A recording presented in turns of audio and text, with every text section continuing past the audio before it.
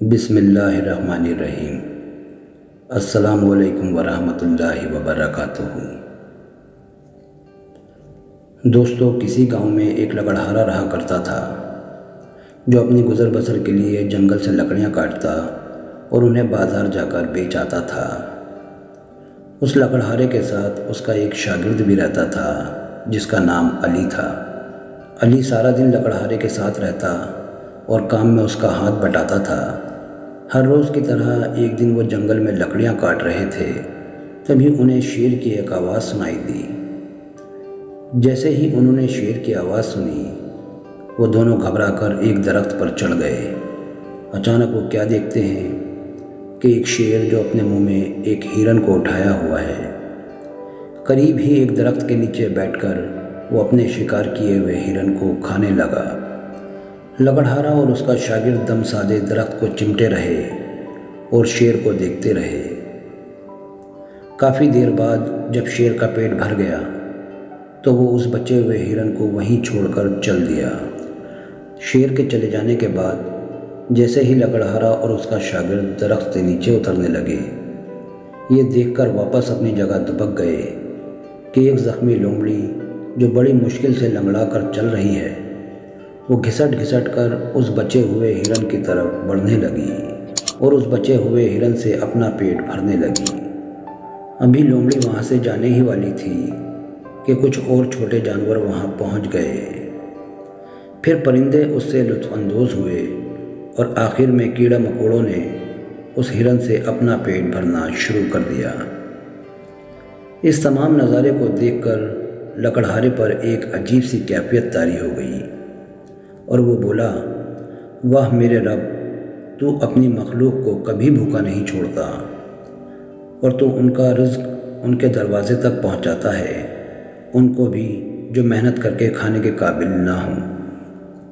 اس واقعہ کا لکڑہارے پر اتنا اثر ہوا کہ اس نے اپنی کلہاڑی اپنے شاگرد کے حوالے کر دی اور بولا، جب اللہ اپنی مخلوق کو بھوکا نہیں چھوڑتا تو ہمیں اتنی محنت کرنے کی کیا ضرورت ہے؟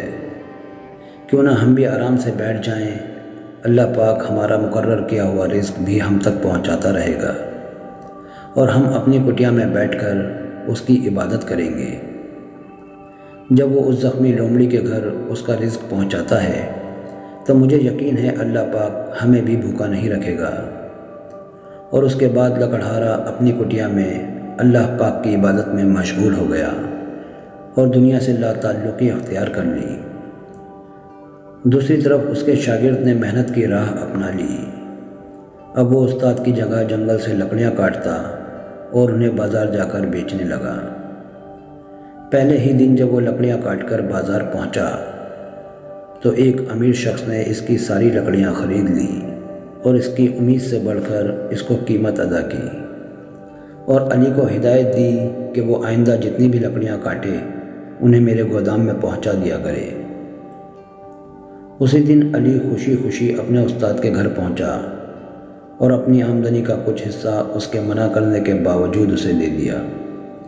استاد بہت خوش ہوا اور بولا، آج میرا پہلا دن تھا اور کس طرح میرے پیارے رب نے میرا رزق مجھ تک پہنچا دیا۔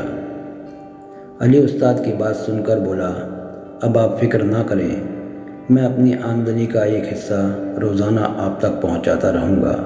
ایسے ہی دن گزرنے لگے، شاگرد کی آمدنی میں اضافہ ہونے لگا اور وہ نہ صرف اس میں سے اپنے استاد کو حصہ دیتا رہا بلکہ دوسرے غریبوں کے لیے بھی لنگر کا اہتمام شروع کر دیا۔ دوسری طرف استاد نے اس کو غیبی امداد سمجھتے ہوئے دنیا سے کنارہ کشی اختیار کر لی۔ ایک دن علی اپنے استاد کے پاس پہنچا اور اسے اس بات کی دعوت دی کہ وہ اس کے ساتھ چل کر اس کے نئے گھر کی افتتاح کرے۔ یہ سن کر استاد بہت خوش ہوا اور اسے دعائیں دیتا ہوا اس کے ساتھ چل دیا۔ وہاں پہنچ کر استاد نے جب شاگرد کا شاندار گھر دیکھا تو وہ حیران رہ گیا اور بولا، اتنا شاندار گھر اور اتنا بڑا لنگر، یہ سب کیسے ہوا؟ تو علی نے کہا، استاد، یہ سب آپ کی دی ہوئی تعلیم اور کلاڑی کی بدولت ہے جو اللہ پاک نے مجھے اتنا شاندار گھر عطا کیا۔ گھر واپس آ کر استاد بہت پریشان ہوا اور بڑبڑاتے ہوئے اپنے آپ کو کوسنے لگا۔ میں نے آخر اسے اپنی کلہاڑی کیوں دی؟ اگر آج وہ کلہاڑی میرے پاس ہوتی تو میرا بھی ایسا ہی شاندار ایک گھر ہوتا۔ واہری قدرت، یہ تیرا کیسا انصاف ہے کہ اس کو تو نے اتنا امیر کر دیا اور مجھے اتنا غریب۔ مجھے ہر روز اس کی دی ہوئی تھوڑی سی خیرات پر گزارا کرنا پڑتا ہے، جبکہ وہ جس نے کام بھی مجھ سے سیکھا وہ اتنی ٹھاٹھ سے زندگی گزار رہا ہے۔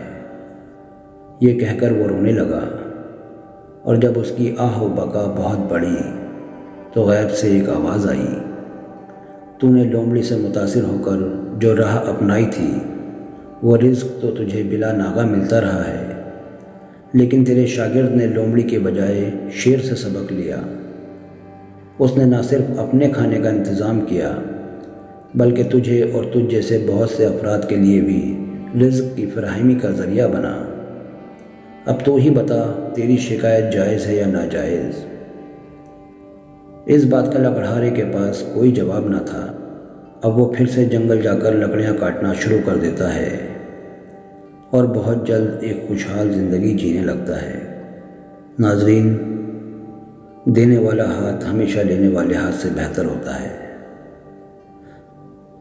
دوستو، ہمیں لومڑی نہیں بلکہ شیر بن کر جینا چاہیے، جو نہ صرف اپنے لیے شکار کرتا ہے بلکہ دوسروں کے لیے بھی رزق کا ذریعہ بنتا ہے۔ انشاءاللہ اگلی بار پھر ملاقات ہوگی ایک نئے قصے کے ساتھ۔ اللہ حافظ۔